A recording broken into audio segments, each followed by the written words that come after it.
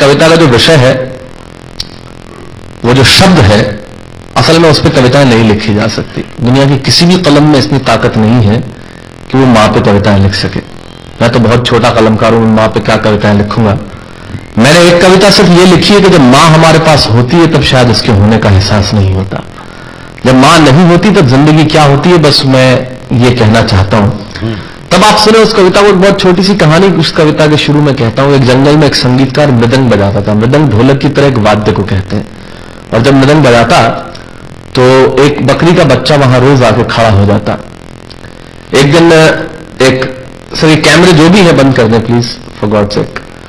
बकरी का बच्चा वहां खड़ा हो जाता आके, तो मृदंग जो बजाता था संगीतकार, उसने उस मेमने से एक दिन पूछ लिया कि यार तुझे क्या मेरा सुर, मेरी ताल, मेरी लय बहुत अच्छी लगती है जो तू रोज यहां चला आता है। वो बोला मैं नहीं जानता कि आप क्या बजाते हैं, ना मुझे सुर की समझ, न ताल की समझ, न लय की समझ। मैं तो बस इतना जानता हूं कि इस ढोलक पे, इस मृदंग पे जो चमड़ा मढ़ा है वो मेरे मां के बदन से आया है। क्या बात है, बहुत अच्छे, वाह। जब इस पे थाप पड़ती है मैं आके खड़ा हो जाता हूं। बहुत अच्छे, वाह। मेरी कविता मां के न रहने पे भीतर से पड़ी हुई थाप की कविता है, तब सुनाना चाहता हूं। इस कविता में अगर आपके आंसू बाहर की दुनिया की यात्रा करना चाहे तो रोकिएगा मत। अगर आपको ठीक लगे, जैसा कहता हूं, जब मां नहीं होती तब जिंदगी क्या होती है। एक मुनव्वर राणा साहब का शेर उधार लेता हूं कि किसी के हिस्से में मकान आया, किसी के हिस्से में दुकान आई, मैं सबसे छोटा था, मेरे हिस्से में मां आई। क्या बात है, वाह वाह, बहुत अच्छा। तब कहता हूं कि कल जब उठकर काम पर जा रहा था तो अचानक लगा कि कोई रोक लेगा मुझे। कल जब उठकर काम पर जा रहा था तो अचानक लगा कि कोई रोक लेगा मुझे और कहेगा खड़ा खड़ा दूध मत पी, हजम नहीं होगा। मुझे लगा कोई कहेगा खड़ा खड़ा दूध मत पी, हजम नहीं होगा। 2 घड़ी सांस ले ले, अरे इतनी ठंड और कोट भूल गया, इसे भी अपने पास ले ले। मन में सोचा मां रसोई से बोली होंगी जिसके हाथों में सना आटा होगा। अगली पंक्ति के खालीपन से जुड़े तो मुझे बताएं। मन में सोचा मां रसोई से बोली होंगी जिसके हाथों में सना आटा होगा, और पलट के देखा तो क्या मालूम था कि वहां सिर्फ सन्नाटा होगा। पलट के देखा तो क्या मालूम था कि वहां सिर्फ सन्नाटा होगा। अरे अब हवाएं ही तो बात करती है मुझसे। जब कोई नहीं होता तब अंतरिक्ष बात करता है, निर्वात बात करता है, वैक्यूम बात करता है। तब कहता हूं अरे अब हवाएं ही तो बात करती है मुझसे। लगता है जब जाऊंगा किसी खास काम से तो कोई कहेगा दही शक्कर खा ले बेटा, अच्छा शगुन होता है। कोई कहेगा गुड़ खा ले बेटा, अच्छा शगुन होता है। पर मन इसी बात के लिए तो रोता है कि सब कुछ है मां, सब कुछ, जिस आजादी के लिए तुझसे मैं सारी उम्र लड़ता रहा। आपने अपने बचपन में देखा होगा, माए हमें टोकती है, यहां मत जा, वहां मत जा, ये मत कर, वो मत कर, तब हम आजाद होना चाहते हैं। और आजादी की कीमत कितनी बड़ी देनी पड़ती है। अगर कम शब्दों में मैंने ठीक बात कह दी हो तो इसका एहसास मुझे जरूर कराइएगा कि सब कुछ है मां, सब कुछ, जिस आजादी के लिए तुझसे मैं सारी उम्र लड़ता रहा वो सारी आजादी मेरे पास है। फिर भी न जाने क्यों दिल की है धड़कन उदास है। कहता था ना तुझसे मैं वही करूंगा जो मेरे जी में आएगा, और आज मैं वही सब कुछ करता हूं जो मेरे जी में आता है।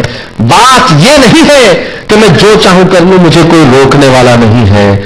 बात है तो इतनी सी कि सुबह देर से उठूं ना तो कोई टोकने वाला नहीं है। बहुत अच्छे, वाह वाह, बहुत अच्छे, वाह वाह वाह वाह। बात है तो इतनी सी कि सुबह देर से उठूं ना तो कोई टोकने वाला नहीं है।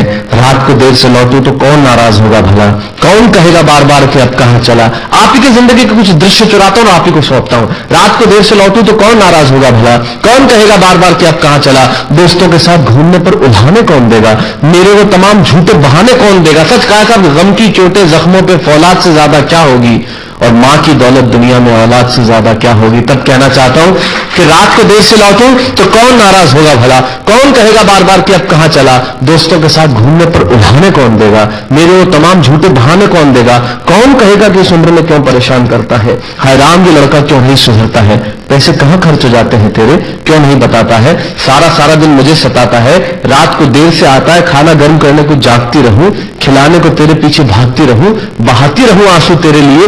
कभी कुछ सोचा है मेरे लिए। खैर मेरा तो क्या होना है और क्या हुआ है, इस बुढ़िया का तो क्या होना है और क्या हुआ है। तू खुश रह लेना यही दुआ है, और आज तमाम खुशियां ही खुशियां। जीवन में जो सर्वश्रेष्ठ एक पंक्ति जो ईश्वर ने मुझे सौंपी वो मैं आपको सौंपता हूं।